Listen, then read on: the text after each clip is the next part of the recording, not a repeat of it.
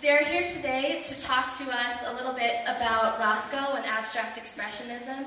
And Jim was both our scenic and our lighting designer for this production.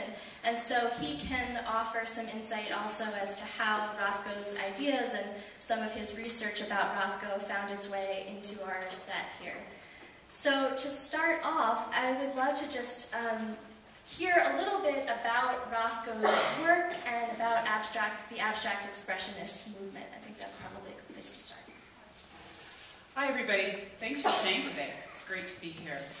I think for me what's really interesting about the post-war era, which is really one of my favorites in art history, American post-war art, is that coming out of World War II, America was really poised financially and culturally to take over the world. And many art historians since then have really seen it that way.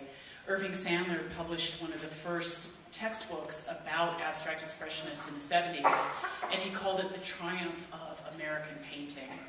That idea has been challenged since then, but in fact many people do look at this as an era in which American art for the first time, in particular New York City artists, were focused on by the world as the center of culture. Now, part of this is because, of course, Paris was occupied during the war, and much of Europe was devastated physically by the war. So New York City really had the jump in terms of still being intact and never having been invaded. But on the other hand, New York City was also becoming the center of finance, was becoming the center of the United Nations and government building. It was also becoming the center of advertising and media. And I think all of that played into the success of this generation of artists who had been practicing art before the war, but who after the war really began to be touted by the critics and exhibited in the galleries and paid a lot of attention to. Rothko was one of those, and he was one of the older artists. Some others that are mentioned in the play, of course, include Jackson Pollock. I don't remember Willem de Kooning being mentioned, but he certainly was one of the lions, absolutely. Both of those men were married to women who were active at the time. Lee Krasner married Jackson Pollock. Elaine de Kooning, a painter and a critic in her own right. Franz Klein, let's see, I'm trying to think now, Barnett Newman, and many others. And the thing they had in common was they were working at a much larger scale than the Parisian artists had been before the war. They, in fact, were working so large they couldn't really work with easels. In the play, Rothko is stretching these giant canvases and priming them. Before the Seagram series, in the 40s and 50s, he often worked with unstretched canvases and unprimed canvases, working on the floor, pouring paint literally and letting it move by manipulating the canvas or pushing paint with large rags. Robert Motherwell, a second-generation artist, often talked about how the Parisians were picayune, he would say, he's from the South. They used little brushes, and he thought that the symbol of the abstract expression should be a house painter's brush. They were going much larger in scale. They were also going, for a large part, towards abstraction, although many of them still had emotions or actual imagery, figurative imagery, in their paintings. De Kooning's women's series was his most famous from the 1950s, and everybody talked about those as being abstract, but every one of them had a recognizable figure in them. So he tended to ride both horses. Pollock would drip, and those were seen as pure abstraction, but he talked about them as emotive or as landscapes. Rothko's works are often untitled, but they are definitely about emotions as well. So not only are they pushing towards abstraction in a modern way, but at the same time they're reaching back, I think, to early 20th century artists, many of whom are mentioned in the play. Henri Matisse in particular, who was a fauve painter in Paris in the early 20th century, who were choosing colors, choosing line, choosing composition, choosing imagery that helped them express an idea. And that idea of expressionism from the early 20th century is definitely something, I think, also that Rothko and the other abstract expressionists look back towards. Does that start us off? Yeah, I think that's a great beginning.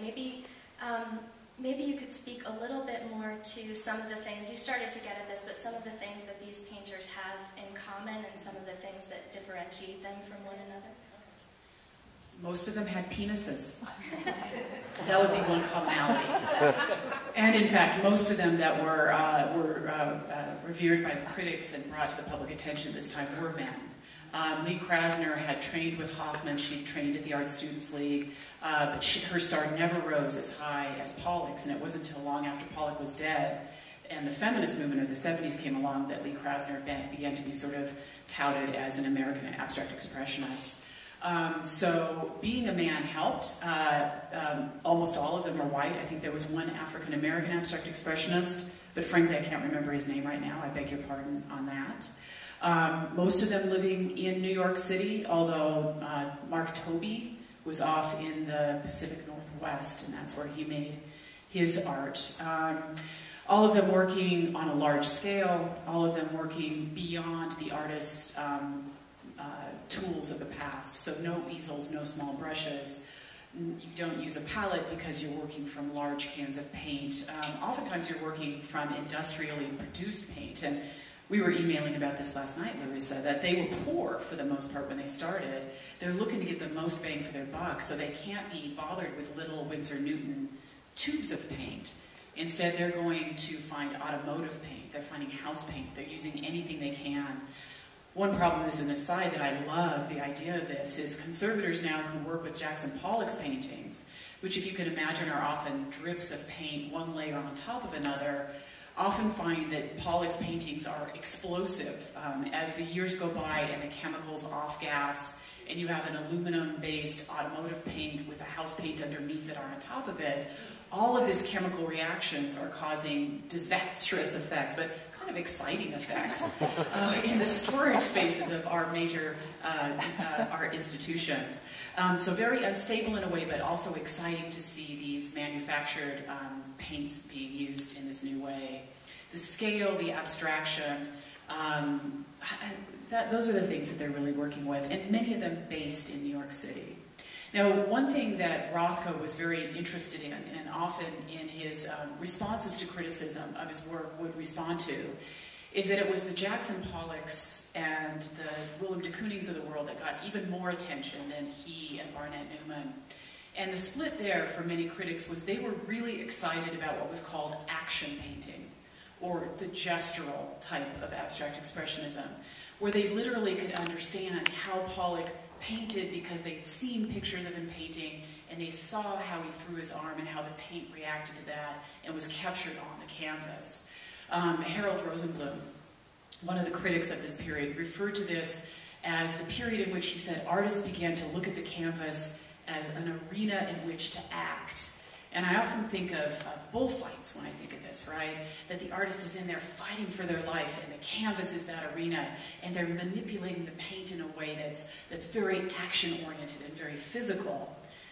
Rothko's paintings, if you consider those sort of miasmas of color, those soft gradations, those clouds, are very much about what was called color field. And for him and for Barnett Newman, the idea was that you would create a space for the viewer, a physical space, a visual space, but an emotional space was implied as well, a psychological space. It was much quieter than a de Kooning painting or a Pollock painting. Those you painted when you were drunk at the Cedar Tavern on a Friday night or a Saturday night, right? A Rothko was the church you entered on Sunday morning with a hangover and your vision a little clouded. So that difference, I think, is an important one, and one that really drove a lot of Rothko's angst that shows up in this play, as far as I'm concerned.